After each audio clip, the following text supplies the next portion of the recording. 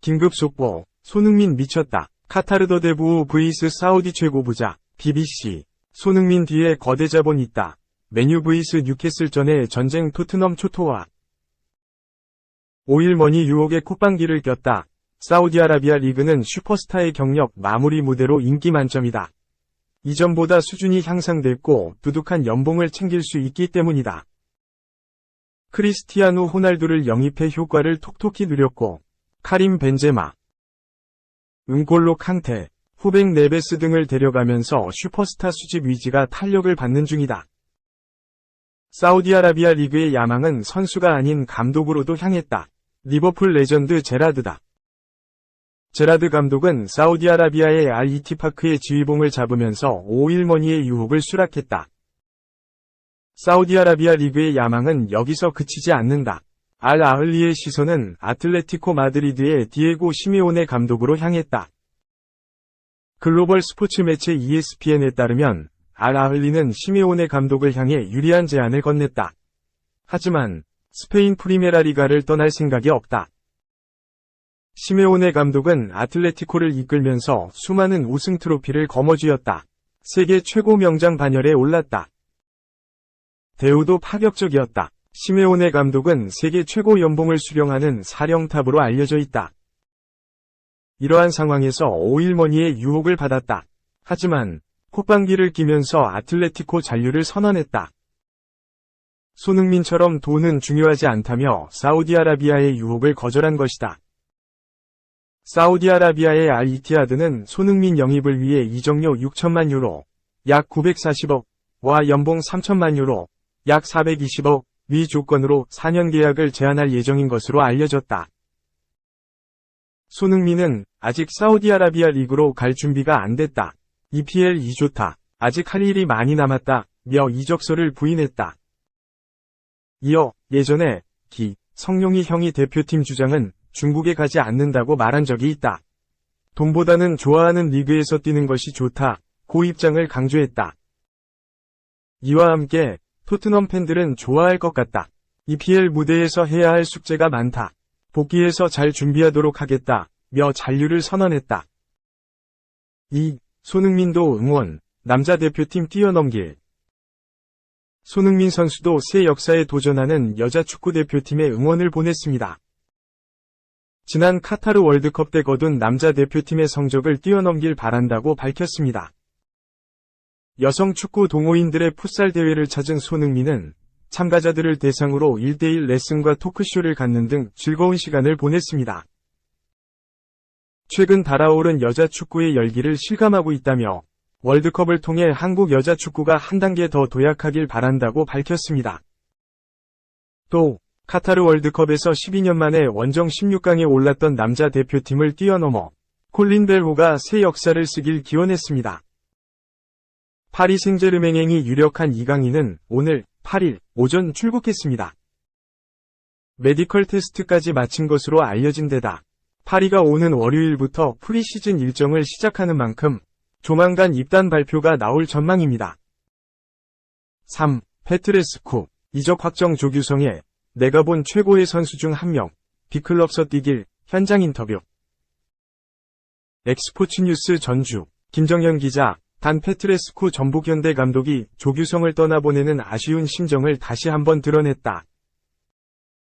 전북이 8일 전주 월드컵 경기장에서 열린 FC 서울과의 하나원큐 K리그 1-2023의 2일 라운드 전설 매치에서 조규성의 결승골로 1에서 0으로 승리했다.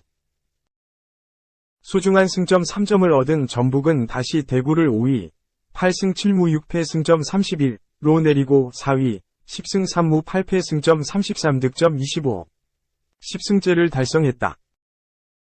3위, 9승 6무 6패 승점 33득점 32, 서울과 승점이 같지만 득점에서 밀릴 뿐 더 높은 곳을 바라볼 수 있게 됐다. 또 전북은 서울을 상대로 21경기 무패 행진을 달리며 천적임을 다시 한번 입증했다. 페트레스쿠 감독은 경기 후 기자회견에서 좋은 경기였다. 전반에 우리가 경기를 지배했다. 첫 득점이 오프사이드로 취소됐다. 후반엔 경기가 좋지 않았지만 2골을 넣었다. 축구의 일부분이라고 생각하고 무실점이었다면 좋았겠지만 파울로 페널티킥을 내줘 실점했다. 그럼에도 승리에 만족한다. 라고 소감을 전했다. 조규성이 유럽 진출을 공식화했다. 페트레스쿠는 행복하진 않다. 그를 대체할 수 없고 불가능하다. 한국 최고의 선수인데 선수 입장에서 유럽에 가길 원했고 그 야망을 실현할 수 있는 기회다. 구단에서도 좋은 오퍼가 온다면 어쩔 수 없다. 감독으로선 착잡하다. 라고 전했다. 심판 판정에 대해 아쉬움을 밝혔던 페트레스쿠는 내 감정에 솔직한 타입이다. 나도 실수할 때가 있다. 심판도 실수할 수 있다. 심판들의 판정은 전반적으로 괜찮았다. 라고 밝혔다. 덴마크 리그에 대한 평가를 부탁하자 그는 덴마크 리그는 직선적인 축구를 한다. 또 덴마크는 강하고 피지컬이 세다. 조규성은 덴마크뿐만 아니라 어떤 리그에서도 문제가 없다. 라고 말했다. 이어 난 코치로서 많은 선수를 지도했고 월드컵 우승 선수와도 뛴 바 있다. 조규성은 그들과 비견할 수 있는 최고의 선수이며 언젠가 빅클럽에서 뛰는 모습을 기대하고 있다. 라고 응원했다. 교체로 들어간 선수들이 모두 득점을 터뜨린 점에 대해선 과거와 달리 교체가 5장이 되면서 이전보다 교체의 중요성이 더 부각된다. 라며 우리가 나처럼 대화를 하면서 교체를 다 사용할 것이라고 공언했다.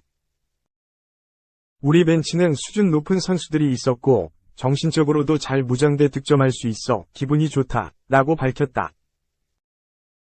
조규성과 경기 전에 특별히 어떤 대화를 나눴는지 묻자 페트레스쿠는 대화하지 않았다. 보내고 싶지 않다. 조언을 원한다면 해줄 수는 있다. 라고 말했다. 4. 울산, 포항 꺾고 파죽의 5연승. 조규성은 고별골 오른쪽 화살표 전북의 마지막 승리 선물, 종합. 울산은 8일 포항 스틸야드에서 열린 포항과 하나원큐 K리그 1-2023의 2-1라운드 원정 경기에서 1-0로 0으로 이겼다. 5연승을 질주한 울산, 승점 53, 은 2위 포항, 승점 37과 격차를 더 벌렸다. 이날 울산은 슈팅수 13에서 2에서 크게 밀렸다. 점유율도 포항에 내줬지만 실리를 챙겼다. 지난해 3월 이후 1년 4개월 만에 동해안 더비에서 웃었다. 포항과 원정 경기만 따지면 1년 10개월 만에 승리다. 울산은 우승 경쟁에서도 확실히 유리한 고지를 점하게 됐다. 전반 초반부터 포항이 울산을 거세게 몰아붙였다. 박승욱의 슈팅으로 포문을 연 포항은 전반 6분 김인성의 슈팅이 막히는 등 아쉬움을 삼켰다. 기세에서 밀린 울산은 한 방을 놓치지 않았다. 전반 23분 설영우가 왼쪽 측면에서 강하게 올린 크로스를 문전에 있던 주민규가 원터치 슈팅으로 연결해 골문을 열었다. 올 시즌 주민규의 11호 골. 포항은 동점골을 만들기 위해 맹공을 퍼부었다. 하지만 울산 수문장 조현우를 넘지 못했다. 전반 32분 고영준이 오픈 찬스에서 때린 슈팅이 조현우에게 잡혔고 전반 39분 김준호가 붙인 프리킥이 골대로 빨려 들어가는 것을 조현우가 쳐냈다. 후반에도 포항의 맹렬한 기세는 가라앉지 않았다. 백성동이 여러 차례 울산 골문을 노렸지만 무의에 그쳤다. 골운도 유독 따르지 않았다. 제카의 헤더가 크로스바를 때렸고 후반 16분 그랜트의 중거리 슈팅도 수비수 맞고 크로스바를 강타했다. 포항은 끝내 울산 골문을 열지 못했다. 수원FC와 인천 유나이티드는 승부를 가리지 못했다. 홈팀 수원FC가 경기 시작 8분 만에 영위 균형을 깼다. 윤빛가람이 페널티 박스 오른쪽 지역에서 처리한 프리킥이 골문 오른쪽 구석으로 향했다. 골키퍼가 손을 갖다 댔지만 골대 안으로 빨려 들어갔다. 윤빛가람이 훨훨 날았다. 전반 32분에는 페널티 박스 안에서 순간적으로 수비수 둘을 제치고 때린 오른발 슈팅이 골망 구석을 흔들었다. 인천은 전반 41분 천성훈의 헤더로 추격의 불씨를 살렸다. 후반 1분에는 수원FC 수비수 우고 고메스의 자책골로 균형을 맞췄다. 이후 어느 팀도 골문을 열지 못했다. 순위 변동은 없다. 인천, 승점 24, 은 9위. 수원FC, 승점 20, 는 10위에 위치했다. 전북 현대는 안방에서 FC 서울을 2-1로 이겼다. 조규성과 하파실바가 연속골을 넣으며 승리를 이끌었다. 팽팽하던 영위 균형을 깬 주인공은 조규성이었다. 조규성은 후반 21분 오른쪽 측면에서 이동준이 올린 크로스에 왼발을 갖다 대 서울 골네트를 출렁였다.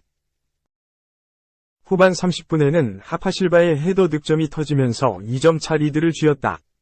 서울은 경기 종료 직전 나상호의 페널티킥 골에 만족해야 했다.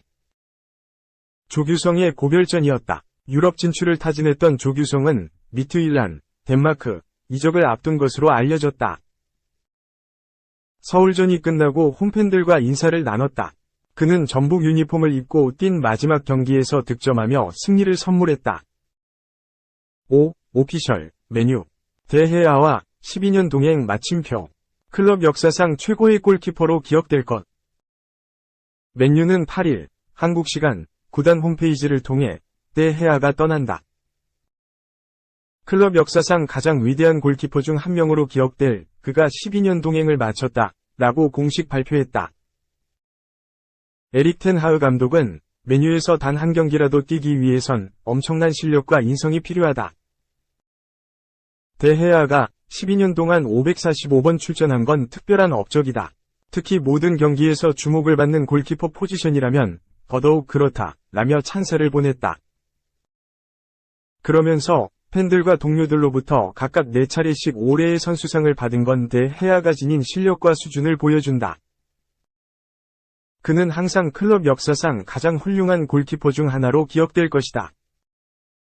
지난 시즌 25차례 클린시트, 무실점을 보여준 기여에 감사하다. 모든 선수들과 스태프는 대헤아에게 축복을 보낸다. 라며 작별 인사를 고했다. 존 머터우 디렉터 역시 대헤아는 클럽 구성원 모두에게 깊은 존경과 따뜻한 감사를 전하며 맨유를 떠났다. 출전 횟수와 클린시트로 알렉스 스테프니와 피터 슈마이켈을 능가한 기록은 그가 얼마나 훌륭한 선수였는지 보여준다. 라고 전했다. 이어 지난 12년 동안 대헤아와 함께 할 수 있었던 특권을 가졌던 우리 모두는 그를 그리워할 것이다. 대헤아는 항상 맨유 가족일 것이며 그가 클럽 레전드로서 다시 올드 트래포드에 돌아오고 환영하길 기다릴 것이다. 라며 다음을 기약했다. 지난 시즌까지 맨유 수문장은 알렉스 퍼거슨 감독 마지막 유산이라 평가받는데 헤아였다. 지난 2011년 맨유에 입성한 다음 에드윈 반데 사르 이후 불안했던 올드 트래포드 골문을 책임졌다. 번뜩이는 반사신경과 환상적인 세이브로 찬사를 받았다. 하지만 최근 입지가 매우 흔들리고 있다. 잔실수가 눈에 띄게 늘어났기 때문이다.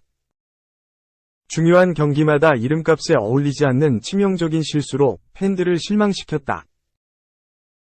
이와 대헤아가 체결한 계약은 6월 30일부로 만료됐다. 맨유는 대헤아가 대폭적인 연봉 삭감에 동의했음에도 보다 낮은 주급으로 계약을 체결하고자 보류했다. 맨유는 전 포지션에 걸쳐 보강을 노리고 있으며 기존 연봉 체계를 손보고 있다. 헤아는 잉글랜드 내에서도 손꼽히는 고액 연봉자인 만큼 삭감이 불가피했다.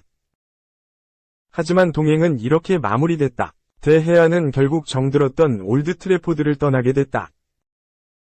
현재 그는 사우디아라비아에서 러브콜을 받고 있는 상황이다.